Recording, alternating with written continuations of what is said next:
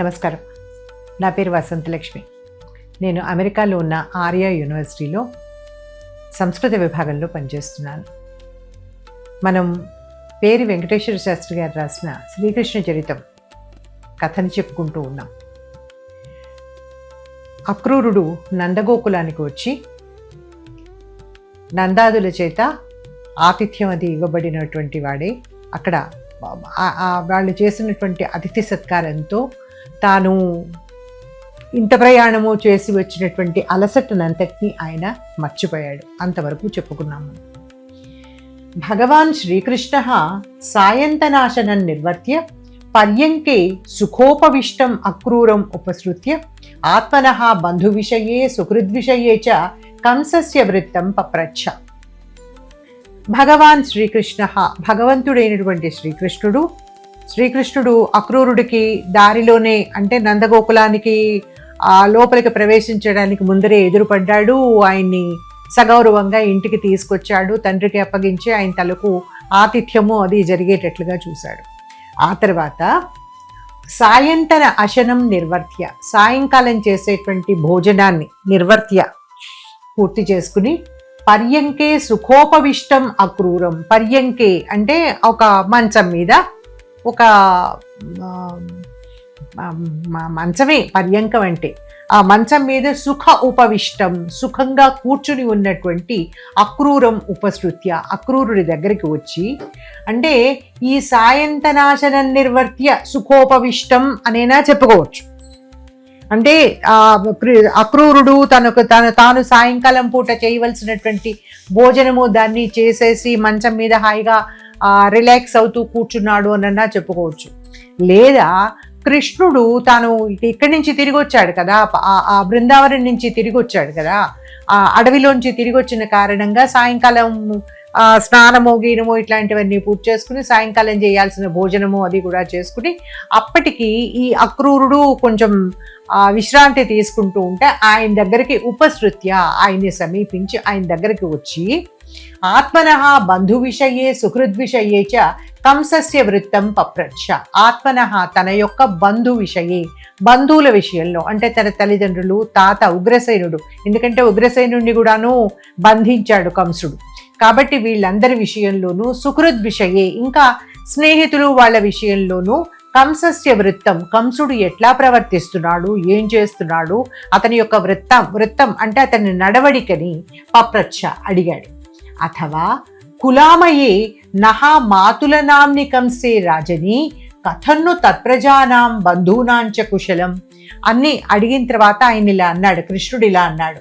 అథవా అయినా కుల ఆమయే, కుల అంటే కుటుంబానికి, వంశానికి, ఆమయే ఒక రోగం లాంటి వాడైనటువంటి, ఒక పట్టి పీడిస్తున్నటువంటి ఒక రోగం వంటి వాడైనటువంటి వాడు, నహ మాతుల నామ్ని మాకు మేనమామ అనే పేరు కలవాడు, అంటే పేరుకు మేనమామ అయినటువంటి వాడు. నిజానికి మేనమామ అంటే మేనల్లుణ్ణి భుజానికి ఎత్తుకుని ఆడించాలి, ఎంతో ముద్దుగా గారాబంగా చూసుకోవాలి. అలాంటి వాడు, అలాంటి మేనమామ తన్ని చంపడానికి సిద్ధపడుతున్నాడంటే ఇంకా అతను పేరుకు మేనమామే తప్పిస్తే నిజంగా మేనమామ ఎట్లా అవుతాడు, కాడు కదా. అట్లాంటి కంసే రాజని, కంసుడు రాజుగా ఉండగా కథన్ను తత్ప్రజానాం బంధూనాంచ కుశలం, తత్ప్రజానాం అతని ప్రజలకి, బంధూనాం బంధువులకి, కుశలం కథం కథన్ను ఎలా ఉంటుంది.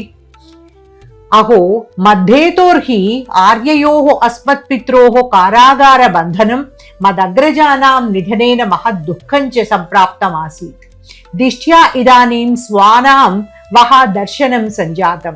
తాత అద్య తవాగమన కారణం కిం ఇత్యేవం భగవతా పృష్టః అక్రూరః నారదముఖాత్ విదిత భవద్వృత్తాంతః కంసః యదుషు ప్రవృద్ధ క్రోధః ఆసీత్ వసుదేవంచ నిహంతుమైచ్ఛత్ ధనుర్యాగ వ్యాజేన సాగ్రజంత్వాం మథురాపురమానాయ్య కథంచిత్ హంతుం ఇచ్చతి ఇత్యకథయత్. ఇక ఆ బంధువులకి వీళ్ళకెవరికి కూడా కంసుడి వల్ల కుశలం ఉండదు, వాళ్ళు క్షేమంగా ఉండరు అని చెప్పిన తర్వాత ఆయన కొంచెం నొచ్చుకున్నాడు, మా మనసుకి బాధ కలిగినట్లుగా ఇట్లా అన్నాడు. అహో అయ్యో మధ్యేతోహో నా కారణంగానే ఆర్యయోహో అస్మత్ పిత్రోహో పూజ్యులైనటువంటి నా తల్లిదండ్రులకి, పిత్రోహో అంటే తల్లిదండ్రులకి కారాగార బంధనం, వాళ్ళకి ఒక పక్క కారాగార బంధనం, వాళ్ళని అప్పటిదాకాను ఒక ఇంట్లో ఉంచాడు, ప్రస్తుతం వాళ్ళని ఒక జైల్లోనే పెట్టేశాడు. కాబట్టి కారాగార బంధనం. మదగ్రజానాన్నిధనేన మహద్దుఃఖం మత్ అగ్రజానాం నా అన్నల యొక్క నిధనేన వధతోటి వాళ్ళందరినీ చంపడంతో మహద్దుఃఖం గొప్ప దుఃఖము కూడా సంప్రాప్తమాసీత్ ఈ కంసుడి కారణంగా వాళ్ళకి కలిగింది. నా కారణంగానే అంటే నా కారణంగా కంసుడు ఈ దుఃఖం అంతా కలగజేశాడు వాళ్ళకి.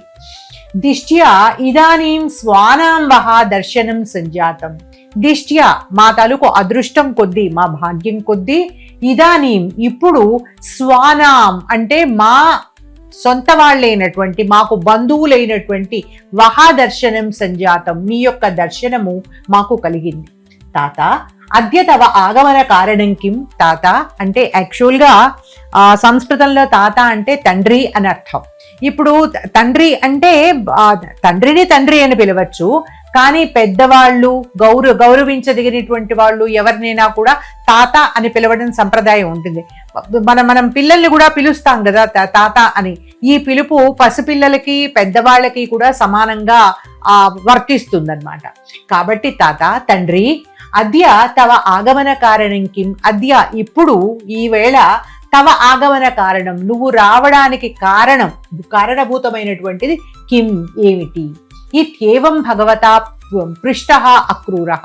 ఇత్యేవం అని ఈ విధంగా భగవతా పృష్టః భగవంతుడి చేత అంటే కృష్ణుడి చేత అడగబడినటువంటి అక్రూరుడు నారదముఖాత్ విదిత భగవద్వృత్తాంతః కంసః. కంసుడు నారదముఖాత్ నారదుడి ద్వారా విదిత భగవద్వృత్తాంతః నీ యొక్క వృత్తాంతాన్ని విదిత తెలుసుకున్నాడు. అంటే నువ్వే దేవకీదేవి యొక్క అష్టమ గర్భ సంజాతుడు అని, నిన్ను యదువంశంలో యదు కులంలో అంటే ఈ యాదవుల మధ్యన నందగోకులంలో నిన్ను జాగ్రత్తగా రక్షిస్తూ అక్కడ పెంచుతున్నారని, ఈ సంగతులన్నీ కూడా విదిత వృత్తాంతః ఈ వృత్తాంతమంతా కూడా అతను తెలుసుకున్నాడు. తెలుసుకుని యదుషు ప్రవృద్ధ క్రోధ ఆసీత్. ఈ యదువంశీయులు యాదవులందరూ కూడా నిన్ను ఇప్పటిదాకా తన దృష్టికి రాకుండా కాపాడుతూ వచ్చారు, నిన్ను వాళ్ళ మధ్యలో చాలా గూఢంగా దాచి ఉంచారు అని ప్రవృద్ధ క్రోధ చాలా పెరిగిన కోపం కలవాడు. అంటే ముందరే వీళ్ళందరి మీద ఆయనకి కోపం, ఇప్పుడు మరింత పెరిగిందనమాట. ప్రవృద్ధ క్రోధ చాలా పెరిగిన కోపం కలిగిన వాడు, అంటే ఆయన తలకు కోపం పెరిగిపోయింది. వసుదేవంచ నిహంతుం ఐచ్ఛత్. ఆ తెలియంగానే వసుదేవుణ్ణి కూడా నిహంతుం ఐచ్ఛత్ చంపేద్దామని చెప్పి అనుకున్నాడు. ధనుర్యాగ వ్యాజేన సాగ్రజం త్వాం మథురాపురమానాయ్య కథంచిత్ హంతుం ఇచ్చతి ఇత్యకథయత్. ఇంకా వసుదేవుణ్ణి చంపడం అప్పటికి విరమించుకున్నా కూడా ధనుర్యాగ వ్యాజేన ధనుర్యాగము అనేటువంటి ఒక సాకు పెట్టి సాగ్రజంత్వాం అన్నతో పాటుగా నిన్ను అంటే నిన్ను మీ అన్నని ఇద్దరిని కూడా మథురాపురం ఆనాయ్య మథురాపురానికి తీసుకొచ్చి కథంచిత్ ఏదో ఒక విధంగా, అంటే మనం ఇంతకు ముందు చూసాం కదా, ఒక కువలయాపీఠం సిద్ధంగా ఉంది, చాణూర ముష్టికులు సిద్ధంగా ఉన్నారు, ఈ ఏర్పాట్లన్నీ మనం చూసాం కదా. సో ఏదో ఒక విధంగా ఏదో ఒక మార్గంలో నిన్ను హంతుం ఇచ్చతి చంపాలని అనుకుంటున్నాడు. ఇది అకథయత్ అని ఉన్న సంగతంతా ఆయన స్పష్టంగా చెప్పేశాడు. తచ్చుత్వా విహస్య నందసూను స్వపితరం ప్రభాతే మథురానగరీ యాత్రాయై చోదయామాస. తచ్చుత్వా ఈ మాట విని విహస్య ఈయన నవ్వాడు గట్టిగా. విహస్య అంటే బిగ్గరగా నవ్వి, అంటే నన్ను చంపగలిగిన వాడా కంసుడు అని ఆయనకు నవ్వొచ్చిందనమాట. ఇన్ని ఏర్పాట్లు చేశాడు, ఈ సంగతులన్నీ తెలుసుకున్నాడు. తెలుసుకుని నవ్వేసి ఆయన నందసూనుహు ఈ నందసూనుహు ఇక్కడ మాట చూడండి, స్పష్టంగా నందసూనుహు అని చెప్తున్నాడు. యశోదానందన, దేవకీనందన, వాసుదేవ ఇట్లాంటి మాటలేం వాడకుండా నందసూనుహు నందుడి కొడుకైనటువంటి కృష్ణుడు. అంటే నందుడి కొడుకు కాబట్టి తన తండ్రికి తన వాళ్ళకి అందరికీ ఏం చెయ్యాలో, ఎట్లా ఎందుకు వెళ్ళాలో, ఎట్లా బయలుదేరాలో ఇవన్నీ చెప్పగలిగినటువంటి శక్తి ఆయనకే ఉంది. కాబట్టి స్వపితరం ప్రభాతే మథురా నగరి యాత్ర అయ్యి చోదయామాస, తండ్రితోటి చెప్పాడు, మా ప్రభాతే రేపు పొద్దున్నే మథురా నగరి యాత్ర అంటే మథురా నగరానికి మనం అందరం బయలుదేరి వెళ్ళాలి అని చోదయామాస ఆయన్ని ప్రేరేపించాడంటే వెళ్ళటానికి ఆయనకి ఇలా ఏర్పాట్లు అవి చేసుకోండి, రేపు పొద్దునే వెళ్ళాలి అని చెప్పి ఆయనకి చెప్పాడనమాట. నందోపి దధి క్షీర హయ్యంగవీనాది రూపాణి కంసస్య ఉపాయనాన్ని గృహీత్వా మథురాపురి గమనాయ శకటైః సన్నద్ధా భవంతు ఇటి గోకులే అఘోషయత్. ఇంకా ఆయన ఏం చేశాడు, నందః అపి, కొడుకు ఇలా చెప్పగానే నందుడు కూడా దధి క్షీర హయ్యంగవీనాది రూపాణి కంసస్య ఉపాయనాన్ని గృహీత్వా, కంసుడికి ఇవ్వవలసినటువంటి రాజు కదా, రాజుకి ఇవ్వాల్సినటువంటి కానుకలు ఎప్పుడు ఉంటూనే ఉంటాయి కదా. ఇప్పుడు అక్కడ ధనుర్యాగము అంటే వీళ్ళందరూ వెళ్తే వీళ్ళందరూ వీళ్ళ ఆ పక్షాన ఆయనకి కానుకలు చదివించాలి. అందుకోసం అని చెప్పి కంసుడికి ఇవ్వవలసినటువంటి ఉపాయనాలు అంటే కానుకలని గృహీత్వా తీసుకుని, మరి వీళ్ళు కానుకలు అంటే ఏం తీసుకుంటారు, వీళ్ళ దగ్గర ధనము రత్నాలు ఈ మణులు ఇట్లాంటివన్నీ ఉండవు కదా. అందుకోసం అని చెప్పి ఆయన ఏం చేశారు, దధి గట్టి పెరుగు, క్షీర పాలు, హయ్యంగవీనం అంటే ఇవాళే వెన్న తీసి ఇప్పుడే కాచినటువంటి నెయ్యి అన్నమాట. అంటే క్రితం రోజు తీసినటువంటి పాలు రాత్రి తోడు పెడతారు, తోడు పెట్టి ఈ పూట వెన్న తీసి దీంట్లోంచి తీసినటువంటి వెన్నని వెంటనే పొయ్యి మీద పెట్టి నెయ్యి చేసేస్తే దాన్ని హయ్యంగవీనం అంటారు అన్నమాట. అంటే చాలా ఫ్రెష్ నెయ్యి. ఆ నెయ్యి ఇత్యాది రూపాణి, ఇట్లాంటి మొదలైనటువంటి రూపాలు కలిగిన ఉపాయనాలన్నీ గృహీత్వా తీసుకుని మథురాపురి గమనాయ, మథురాపురికి వెళ్ళడం కోసమై, మథురా నగరానికి వెళ్ళడం కోసమై శకటైః సన్నద్ధాః భవంతు, ఎడ్లబళ్ళు పూంచుకుని మీరందరూ కూడా సన్నద్ధాః భవంతు, రేపు పొద్దున్నే మనం వెళ్ళాలి కాబట్టి మీరందరూ ఎడ్లబళ్ళు కట్టుకుని సిద్ధం కండి అని గోకులే అఘోషయత్, గోకులం అంతా చాటింపు వేయించాడు, దండోరా వేయించాడు. తర్వాత తతః అంటే ప్రతి వాళ్ళు బయలుదేరాలి కదా, ప్రతి గృహస్థు కూడాను తన దగ్గర ఉన్నటువంటి వస్తువులు ఏవో పుచ్చుకుని బయలుదేరాలి. అందుకోసం అని చెప్పి అందరికీ తెలిసేటట్లుగా చాటింపు వేయించాడు ఆయన. తతః శ్రీకృష్ణస్య మథురానగరీ గమన వృత్తాంతం ఆకర్ణ్య తద్విరహం ఆగామినం అసహమానాః గోపాంగనాః అక్రూరం బహుధా నినిందుః. ఇక గోపస్త్రీలందరికీ ఈ సంగతి తెలిసింది. అంటే నందుడు ఇతర గృహస్థులు ఇతర గోపులు మథురా నగరికి వెళ్ళటము, ప్రతి సంవత్సరము మామూలుగా వార్షికంగా ఇవ్వాల్సినటువంటి కప్పాలు, లేకపోతే ఇలా పండగలు పబ్బాలు వచ్చినప్పుడు ఇవ్వవలసినటువంటి కానుకలు, ఇవన్నీ వాళ్ళు తీసుకెళ్ళటం అందరికీ తెలిసిందే. ఎప్పుడూ కూడా కృష్ణుడిని బయలుదేరదీయాల, కానీ ఈసారి కృష్ణుడు కూడా వెడుతున్నాడు అన్న సంగతి వాళ్ళకి తెలిసింది. కృష్ణస్య మథురా నగరీ గవన వృత్తాంతం ఆకర్ణ్య, కృష్ణుడు కూడా మథురా నగరానికి వెళ్తున్నాడు అనేటువంటి వృత్తాంతాన్ని ఆకర్ణ్య ఈ సంగతిని విని తద్విరహం ఆగామినం అసహమానాః, ఆగామినం రాబోతూ ఉన్నటువంటి తద్విరహం ఆయన తోటి విరహాన్ని అంటే కృష్ణుడి నుంచి తాము వేరుపడి ఉండడాన్ని, ఆయన లేకుండా తాము ఇక్కడ ఉండడాన్ని అసహమానాహ సహించలేనటువంటి వాళ్ళే ఆ గోపాంగనలందరూ అక్రూరం బహుధా నినిందుహు, అక్రూరుని తిట్టిపోశారు. ఎన్నో విధాలుగా ఆయన్ని తిట్టి వాళ్ళ తలకు మనసులో ఉన్న బాధ తీర్చుకున్నారనమాట.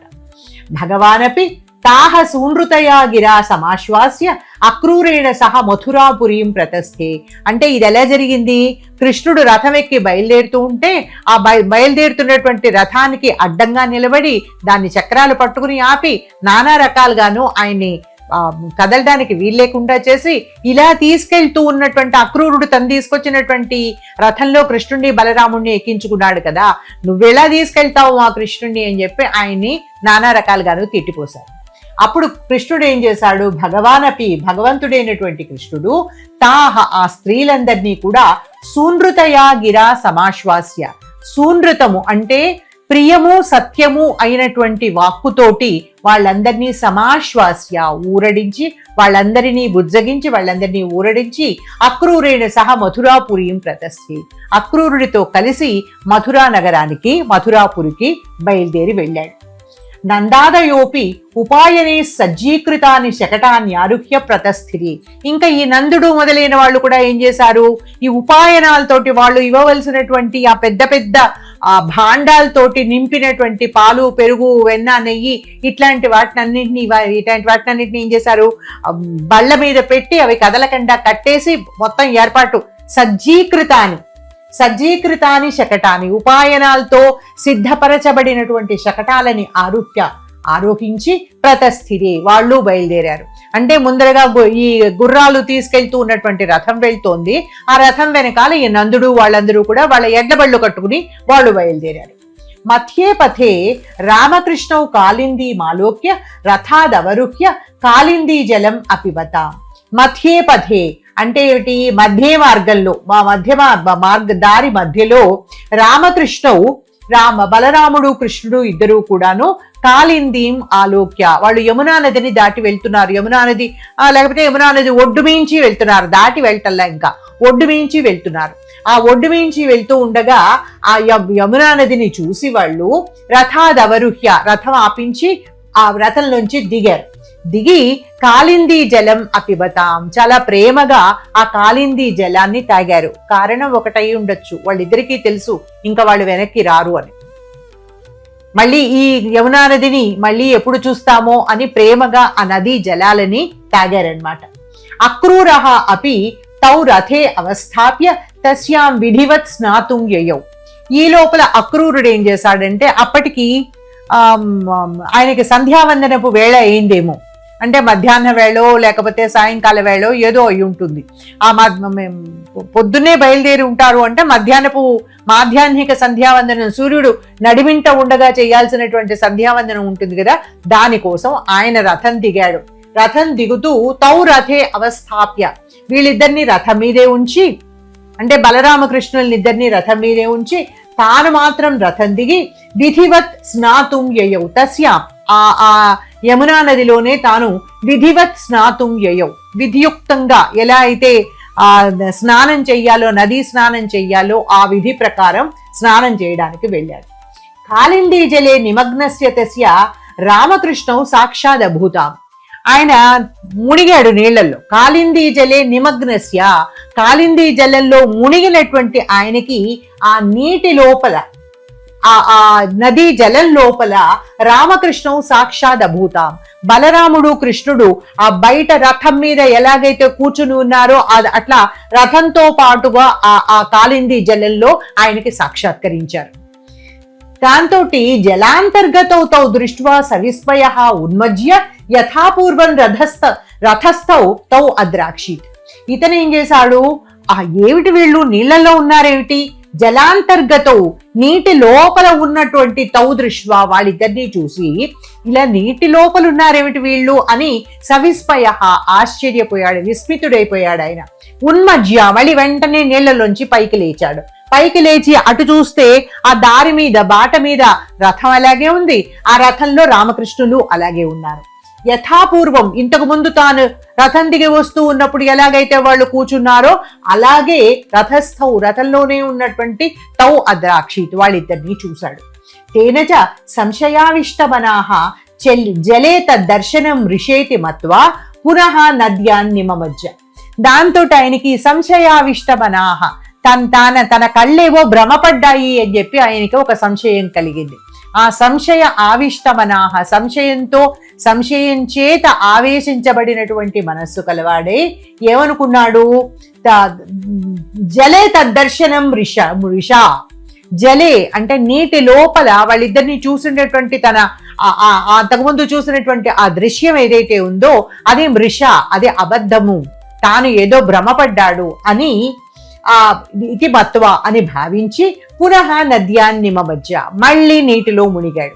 మళ్ళీ నీటిలో మునిగితే తదా తత్ర సహస్ర ఫణామణి మండితస్య విసశ్వేతస్య శేషస్య ఉపరిష్టాత్ శయానం శంఖచక్ర గదాధరం వనమాలా విభూషితం చతుర్భుజం శ్రీవత్సాంకిత వక్షసం భ్రాజత్ కౌస్తుభం దేవర్షిభిః ప్రహ్లాదాది భక్తైశ్చ తోష్టూయమానం సకల జగత్ సృష్టి స్థితిలయ కారణం దృష్ట్వా విస్మయోత్ఫుల్ల గాత్రయష్టిః సముద్గతానంద బాష్పలోచనః సగద్గదయా గిరా తం బహుధా అస్తౌషీత్. ఇక ఈసారి ఇంతకు ముందు ఎలా ఉన్నారు, ఇలా ఇంతకు ముందు ఎలా కనిపించారు బలరామకృష్ణులు, ఆ రథంలో కూర్చున్నటువంటి వాళ్ళు కనిపించారు. ఇప్పుడు ఇక్కడ బలరామకృష్ణులు కనిపించలా, ఆయన బదులుగా బలరామకృష్ణుల బదులుగా సహస్ర ఫణామణి మండితస్య బిసశ్వేతస్య శేషస్య ఉపరిశయానం. అక్కడ ఆయనకి బలరాముడి బదులుగా ఆ ఆదిశేషుడు సాక్షాత్కరించాడు. అంటే ఆదిశేషుడే కదా బలరామ రూపంలో పుట్టినటువంటి వాడు కాబట్టి, అంటే ఆదిశేషుడు అని చెప్పి చెప్తాము, సాక్షాత్తు శ్రీ మహావిష్ణువే తాను 7వ గర్భాన్ని ఆవేశించి మళ్ళీ తనని తాను బయటికి రప్పించుకుని యోగమాయ ద్వారా తనని తాను బయటికి రప్పించుకుని రోహిణి గర్భంలో ప్రవేశపెట్టించుకున్నాడు అని కూడా చెప్తాం. ఏ కథ అయినా సరే అక్కడ ఈయనకు కనిపించింది ఎవరు అంటే ఆదిశేషుడు. ఎట్లాంటి ఆదిశేషుడు? సహస్ర ఫణామణి మండితుడు. 1000 పడగలు, ఆ పడగల మీద ఉన్నటువంటి మణులు వాటితోటి మండితుడు. ఆ సహస్ర ఫణముల మీద ఉన్నటువంటి ఆ మణులతో అలంకరించబడినటువంటి వాడు. బిసశ్వేతుడు. బిస అంటే ఏమిటి? తామర తూడు. తామర కాడని విరిస్తే తెల్లని దారం లాంటిది వస్తుంది చూసారా, అది బిసం అంటే. ఆ బిసము వలె ఆ తామర కాడలో ఉండేటువంటి దారంలాగా శ్వేతస్య చాలా తెల్లని వాడు అయినటువంటి శేషుడు. ఆ శేషుడి యొక్క ఉపరిష్టాత్ శయానం, ఆయన తాలూకు శరీరపు చుట్టల మీద పడుకుని ఉన్నటువంటి వాడు. ఇప్పుడు పడుకుని ఉన్నది ఎవరు? శ్రీ మహావిష్ణువు. ఎట్లాంటి శ్రీ మహావిష్ణువు? ఆ శేషస్య ఉపరిష్టాత్ శయానం, ఇటువంటి శేషుడి యొక్క శరీరం మీద పడుకుని ఉన్నవాడు. శంఖ చక్ర గదాధరం, శంఖము చక్రము గద ధరించి ఉన్నటువంటి వాడు. వనమాల విభూషితం, వనమాలతో అలంకరించబడినటువంటి వాడు. చతుర్భుజం, 4 భుజాలు కలిగినటువంటి వాడు. శ్రీవత్సాంకిత వక్షసం, శ్రీవత్సముతో అలంకరింపబడినటువంటి వక్షస్థలం కలిగిన వాడు. శ్రీవత్సం అనేటువంటి పుట్టుమచ్చ తన వక్షస్థలం మీద కలిగిన వాడు. భ్రాజత్ కౌస్తుభం, భ్రాజత్ వెలిగిపోతూ ఉన్నటువంటి కౌస్తుభమణిని ధరించిన వాడు. అంతేకాకుండా దేవర్షిభిః ప్రహ్లాదాది భక్తైశ్చ తోష్టూయమానం, దేవర్షుల చేత నారదుడు సరకసనందనాదులు మొదలైనటువంటి మహర్షులందరి చేత, ప్రహ్లాదాది భక్తైశ్చ ప్రహ్లాదుడు మొదలైనటువంటి మహాభక్తులు వీళ్ళందరి చేత కూడా తోష్టూయమానం అలా స్తోత్రం చేయబడుతూ ఉన్నటువంటి వాడు. అంతేకాకుండా సకల జగత్ సృష్టి స్థితి లయ కారణం, సకల జగత్ అన్ని లోకాల యొక్క సృష్టి, వాటి యొక్క సృష్టికి, స్థితి వాటి యొక్క ఉనికికి, లయ వాటి యొక్క నాశానికి, వాటి యొక్క లయానికి, వీటన్నింటికి తానే కారణమైనటువంటి వాడు. అటువంటి ఆ శ్రీమన్నారాయణుణ్ణి దృష్ట్వా చూసి విస్మయోత్ఫుల్ల గాత్రయష్టిః, అంటే నారాయణుణ్ణి చూస్తే నారాయణుడు కృష్ణుడు ఒకడే అని చెప్పి ఈయన ఎట్లా అనుకుంటాడు? కాబట్టి అక్కడ కృష్ణుడే ఈ రూపంలో సాక్షాత్కరించాడనమాట. కృష్ణుడే శ్రీమన్నారాయణుడుగా ఆయన కళ్ళ ముందు దర్శనమిచ్చాడు. ఆయన్ని చూసి విస్మయోత్ఫుల్ల గాత్రయష్టిః, విస్మయంతో ఆశ్చర్యంతో ఉత్ఫుల్ల వికసించినటువంటి అంటే పులకలు తేరినటువంటి గాత్రయష్టిః తన సన్నని శరీరం కలిగిన వాడై, సముద్గత ఆనంద బాష్పలోచన, సముద్గత పుట్టినటువంటి ఆనంద బాష్పాలు కలిగిన లోచన, కళ్ళు కలిగినటువంటి వాడై, అంటే కళ్ళ నిండా ఆనందాశ్రువులు నిండినటువంటి వాడై, సగద్గదయా గిరా తం బహుధా అస్తౌషీత్. సగద్గదయా గిరా, గద్గదంగా ఉన్నటువంటి అంటే మూసుకుపోతూ ఈ ఆనంద బాష్పాలు వచ్చేసరికల్లాను గొంతు బొగ్గురుపోతోందనమాట, మాట సమంగా రావట్లేదు. అట్లా మూసుకుపోతూ ఉన్నటువంటి గొంతుతో, గద్గదమైపోతూ ఉన్నటువంటి కంఠస్వరంతో తం బహుధా అస్తౌషీత్, ఆ శ్రీమన్నారాయణుడుగా తనకు అవతరించినటువంటి శ్రీకృష్ణుణ్ణి బహుధా అస్తౌషీత్ ఎన్నో విధాలుగా స్తోత్రం చేశాడు. కించ జలాత్తూర్ణం ఉన్మజ్య ప్రాతకాలికం కృత్యం సత్వరం నిర్వర్త్య రథమాగమత్. ఇది ప్రాతకాలికమే, మధ్యాహ్నం కాదు ఇది. జలాతూర్ణం ఉన్మజ్య, నీటిలోంచి తూర్ణం వేగంగా ఉన్మజ్య బయటికి వచ్చేసాడు.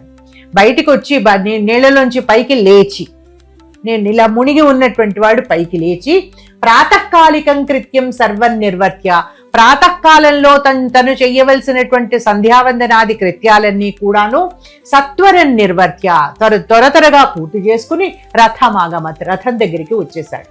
వస్తే ఆగతం తన్ దృష్ట్వా శ్రీకృష్ణ జలే భూమౌ ఆకాశేవ కిమప్యద్భుతం తాత దృష్టవానసి ఇత్యపృచ్ఛత్. దాంతో ఆయన వచ్చి, అంటే తానే కదా ఈ దర్శనాన్ని కల్పించింది, కృష్ణుడే కదా. దాంతో అక్రూరుడు ఇలా రాగానే ఆయన ఏం చూశాడో, ఏం చూసి ఇంత అద్భుత పడిపోతున్నాడో కృష్ణుడికి తెలుసు. దాంతో నవ్వుతూ అడిగాడు శ్రీకృష్ణ, తాత తండ్రి, జలే నీటిలోన, భూమౌ నేల మీద, ఆకాశేవ ఆకాశంలోన, కిమపి అద్భుతం దృష్టవానసి ఏదో అద్భుతం చూసినట్టున్నావే అని అడిగాడు. అంటే కిమపి అద్భుతం దృష్టవానసి, లేకపోతే ఇంకో రకంగా చెప్పుకుందాం, ఏమన్నా అద్భుతం చూసావా తండ్రి నువ్వు? ఎక్కడ చూసావు? జలే నీటిలోనా, భూమౌ నేల మీద, ఆకాశేవ ఆకాశంలోనా అని అడిగాడు. ఇది అపృచ్ఛత్. సోపి జలే భువి అంతరిక్షే చ సర్వత్ర త్వామేవాహం అపశ్యం ఇత్యుక్త్వా స్యందనం చోదయామాస. సహ అపి అప్పుడు అక్రూరుడు జలే నీటిలోను, భువి నేల మీద, అంతరిక్షేచ అంతరిక్షంలోను ఆకాశంలోనూ కూడా, సర్వత్ర అన్ని చోట్ల, త్వామేవ అహం అపశ్యం నిన్నే నేను చూశానయ్యా అని చెప్పి ఇత్యుక్త్వా స్యందనం చోదయామాస, ఆ రథాన్ని ముందుకు పోనిచ్చాడు. మధ్యే మార్గం తత్ర ఉపసంగతాః గ్రామీణాః జగన్మోహనం రూపం వీక్ష్య తయోః దృష్టిం నైవ ఆదదుః. ఇక ఇలా రథం వెళ్తూ ఉంటే మధ్య మార్గంలో గ్రామాలు వస్తాయి కదా, ఆ గ్రామాల జనాలందరూ ఆ బాట మీదకి వచ్చేసారనమాట. వచ్చేసి రథాన్ని కదలనివ్వకుండా ఆపి బలరామకృష్ణుల్ని చాలా తనివి తీరా చూస్తూ చాలా ఆనందపడిపోయారు.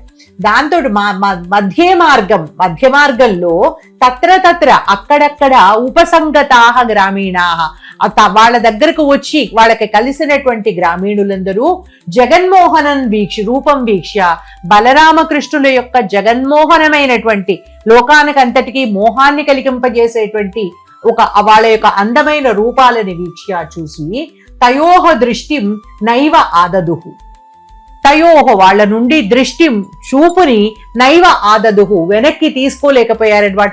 వాళ్ళని చూస్తూ ఉండిపోయారు. ఇది ఇంతటితోటి ఇవాల్టి కథని ఆపుదాం. మళ్ళీ ఇంకా తర్వాతి కథని తర్వాతి ఎపిసోడ్లో చెప్పుకుందాం.